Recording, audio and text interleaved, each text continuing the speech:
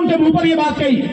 जब हम ईवीएम के आंदोलन की केवल तैयारी ही कर रहे थे तो दिल्ली में नॉर्थ एवेन्यू में एक मीटिंग थी।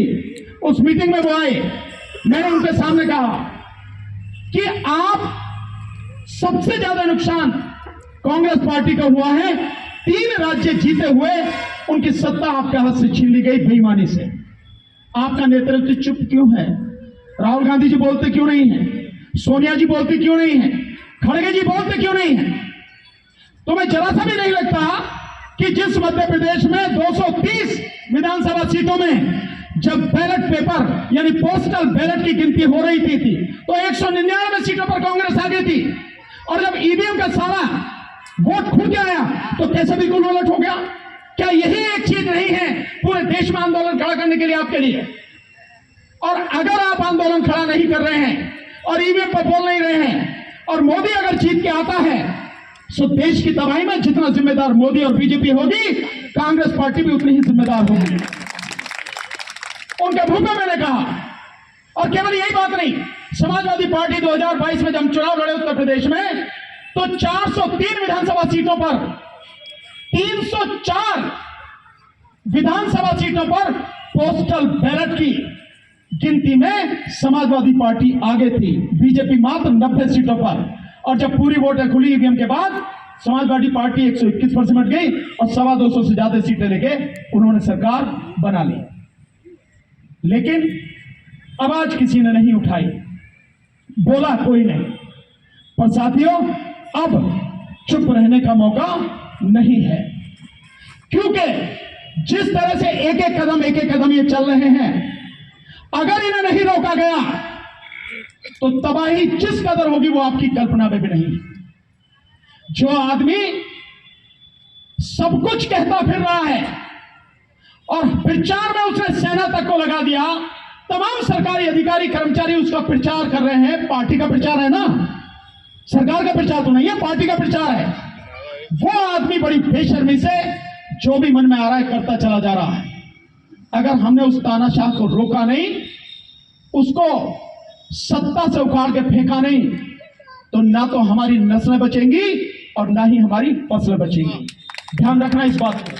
तो ये लड़ाई केवल एक मशीन की लड़ाई नहीं, ये लड़ाई बहुत बड़ी लड़ाई है। हमारे तमाम संवैधानिक अधिकारों की लड़ाई है, हमारे तमाम मौलिक अधिकारों की लड़ाई है, हमारे तमाम मानव अधिकारों की लड़ाई है। छोटी मोटी लड़ाई नहीं है। इसलिए पूरी ईमानदारी से लड़ना, और लड़ने के लिए पहले यहां जितने भी साथी हैं, कोई जरूरत नहीं है कि बहुत सारे लोग हों।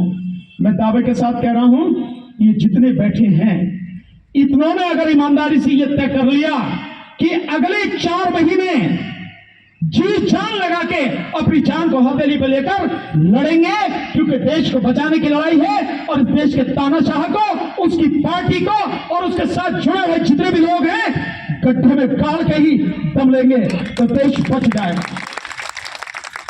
नहीं तो बचेगा कुछ नहीं। मैं बहुत स्पष्ट रूप से कह रहा हूं, क्यों नहीं बचेगा?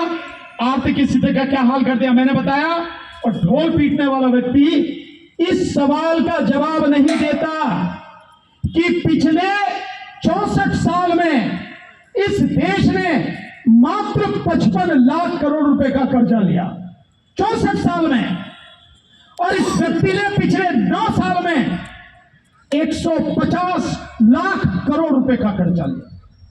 64 साल में 55 लाख करोड़ और मात्र 9 साल में 150 लाख करोड़ रुपए का कर्जा लिया। इसका बाप चुकाएगा, वक्त चुकाएगा क्या उसे? कौन चुकाएगा? हम चुकाएंगे, हमारी पीढ़ियां चुकाएंगी। इतना टैक्स इस तरह से लगा दिया गया है कि न तो बच्चों का दूध छोड़ा, न बच्चों की कलम पेंसिल छोड़ी, हर चीज पर टैक्स है। किस लिए है? ये कर्जा जो चुकाना है 11 लाख करोड़ से ज्यादा हर साल सिर्फ इस कर्जे को चुकाने में इस देश का पैसा जा रहा है। इतना पैसा कर्जा किस बात के लिए दिया? सब लोगों को पूछना नहीं चाहिए? भैया ये तो बता दे, इतना कर्जा लेके तूने बच्चों की शिक्षा में क्या सुधार किया? कौन से अस्पताल बनाए? किसको रोजगार दिया? तो फिर काहे के लिए लिया? लूटने के लिए। इसके अलावा कोई काम नहीं। सिर्फ और सिर्फ लूटना है। सो जो ये सरकार काम कर रही है और जिसे आपकी परवाह नहीं है, जिसे वोटों की कोई परवाह नहीं है, वो सिर्फ इसलिए कर रहा है कि उसे मालूम है कि वोटों के लिए लोगों की जरूरत नहीं, मशीन की जरूरत है, तो वो मैं बना ही रहा हूं। तो जो मशीन आप बना रहे हो, जो इलेक्शन कमीशन तुम्हारे इशारे पर काम कर रहा है, जीत के तो तुम ही आओगे, लेकिन अब ये बेईमानी हम लोग बर्दाश्त नहीं करेंगे। तो मेरा आपसे बहुत विनम्र निवेदन है, आप इसे आज कैडर मीटिंग ही समझिए। साथियों ने कहा था ना कि कैडर मीटिंग लें, आज इसे कैडर मीटिंग ही समझिए। आप ये कैडर ही है जो मैंने सारी चीजें आपको खोल के समझाई हैं। सो इसको कैडर मीटिंग समझते हुए यही बात हर गांव तक, हर मोहल्ले तक, हर व्यक्ति तक, हर घर तक पहुंचाइए। अगर आपने ईमानदारी से 1 महीने काम कर लिया, सिर्फ 1 महीने की बात कर रहा हूं, बिल्कुल सब कुछ पलट जाएगा, इतिहास बदल जाएगा अगर आपने काम किया तो।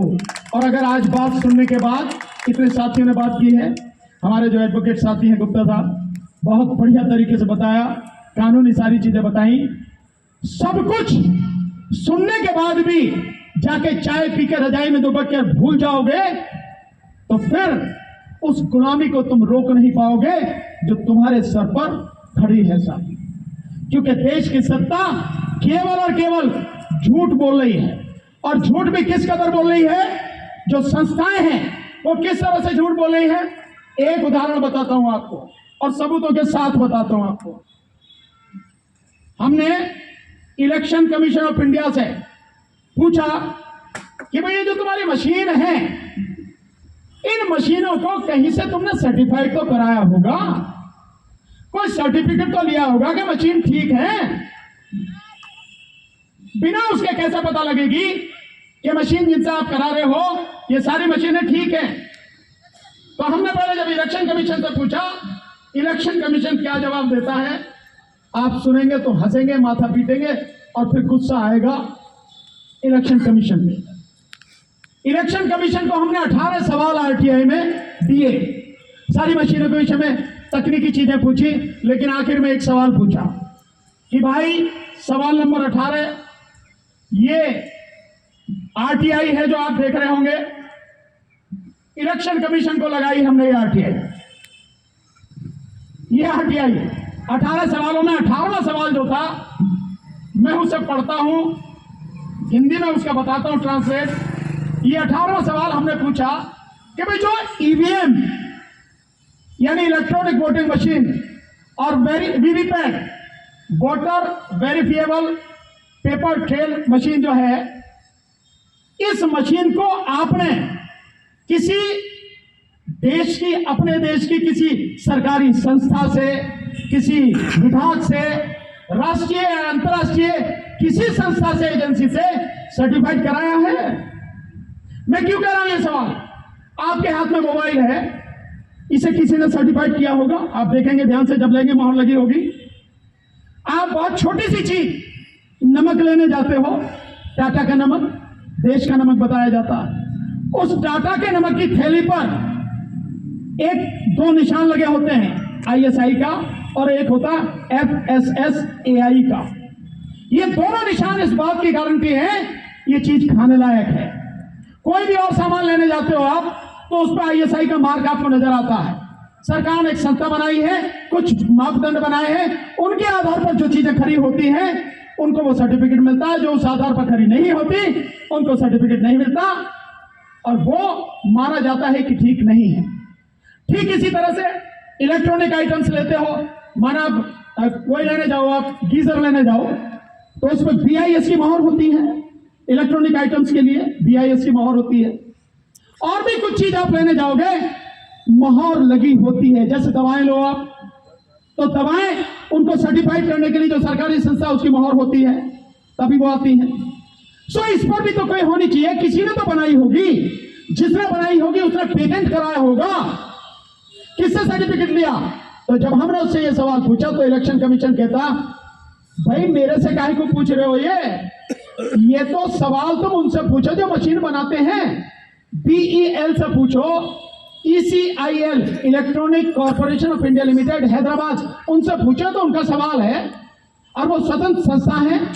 हमने कहा चलो भाई ठीक है, उनसे पूछ लेते हैं। हम उनके पास गए, भाई ये बताओ कि सर्टिफिकेट कहां से लिया, वेरीफाई कहां से किया? तो ये भारत इलेक्ट्रॉनिक्स लिमिटेड, ये उसमें RTI लगाई। बिल्कुल वही सवाल थे। उनसे पूछा जाके, बताओ भाई, इलेक्शन कमीशन तो बता नहीं रहा। सो वो कहते हैं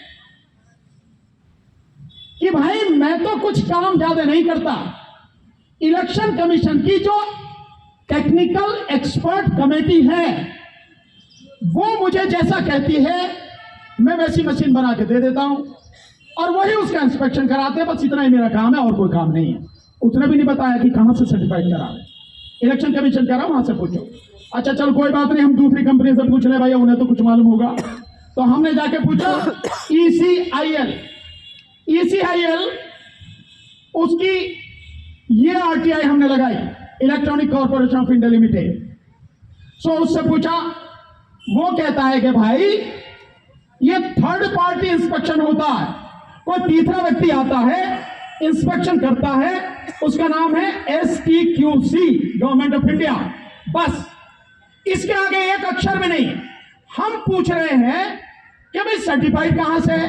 वो कह रहा है कि मुझे तो पता नहीं है, दूसरा कह रहा है जैसा क्या बना देता हूं, तीसरा कह रहा है इंस्पेक्शन करके चले जा। असली सवाल का जवाब नहीं है। और इन मशीनों से इलेक्शन कमीशन चुनाव करा रहा है। इन मशीनों को बीजेपी छोड़ना चाह नहीं रही है। अब के देखेंगे, तुम इस मशीनों से चुनाव कराओ, हमें भी बताएंगे, तो तुम्हारी औकात दिखाएंगे। साथियों इतना ही नहीं, एक और डॉक्यूमेंट्री प्रूफ जो इलेक्शन कमीशन का ही है लेटर, वो लेटर बहुत गंभीर है। यहां साथियों ने कुछ बात कही है, और जो इंडिया गठबंधन में 28 राजनीतिक पार्टियां हैं वो भी ये कह रही हैं कि वीवीपैट मशीन की पर्ची उनकी गिनती कर ली जाए। आपको ध्यान होगा आज हमारे साथी आए नहीं किसी वजह से, नहीं तो हम आपको यहीं पे डेमोन्स्ट्रेशन करके दिखाते, प्रदर्शन करके दिखाते। हमने बाकायदा 6 जनवरी को, इसी 6 जनवरी को जंतर मंतर पर जब पहली मीटिंग करी, उसके बाद में हमने प्रदर्शन करके दिखाया, और आप देखेंगे उसका चमत्कार क्या है।